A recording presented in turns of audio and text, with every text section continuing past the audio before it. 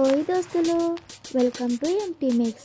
ఇప్పుడైతే ఈరోజు మనం చిల్లీ ఫిష్ ఫ్రై చేద్దాం రండి. సో ముందుగా ఫిష్ ఫ్రై చేసుకున్న తర్వాత ఇప్పుడు ప్యాన్ హీట్ అయిన తర్వాత మనం ఆయిల్ వేసుకుందాం. ఆయిల్ వేసుకున్న తర్వాత దాంట్లో తగినంతగా గార్లిక్ వేసుకొని చక్కగా ఫ్రై చేసుకోవాలి. గార్లిక్ తర్వాత కొన్ని పచ్చిమిరపకాయలు కూడా వేసుకుందాం.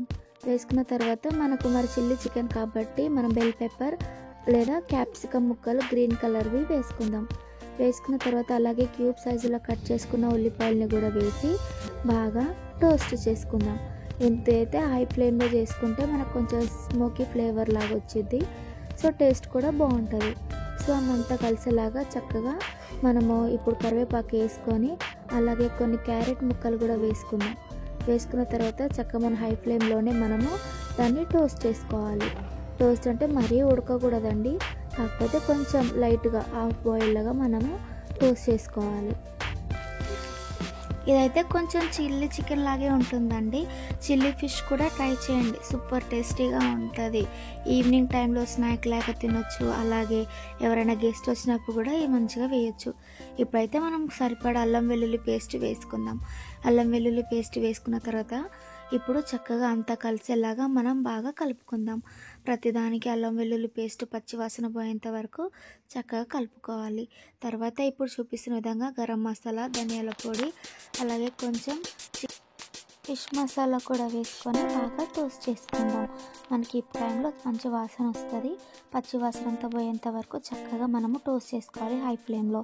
ఇప్పుడు తగినంతగా కారం వేసుకుందాం. కారం అయితే మనకు టేస్ట్కి తగ్గట్టుగా వేసుకుందాం. స్పైసీ కావాలనుకుంటే కొంచెం ఎక్కువ కూడా వేసుకోవచ్చు, నార్మల్ అంటే నార్మల్గా వేసుకోవచ్చు. అలాగే తగినంతగా ఉప్పు అయితే ముందు చక్కగా చూసుకోవాలండి, మళ్ళీ కొంచెం ఎక్కువైతే కూడా బాగోదు. సో ఉప్పు వేసుకున్న తర్వాత కూడా మంచిగా అన్ని కలిసేలాగా చక్కగా టోస్ట్ చేసుకుందాం.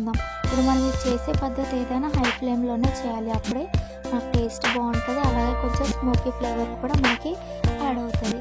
సో ఇప్పుడు మనం ఏం చేయాలంటే చక్కగా ఆ టోస్ట్ అయిన తర్వాత కొంచెం సోయా సాస్ వేసుకుంటే ఈ టైంలో మంచి వాసన వస్తుందండి.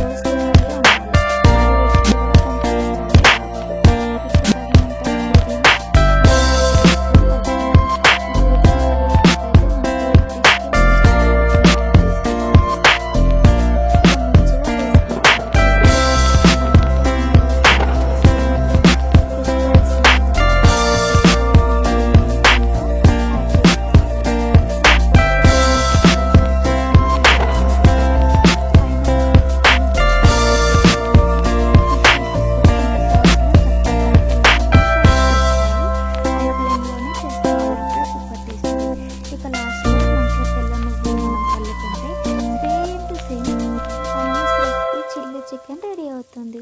Thank you for watching. Please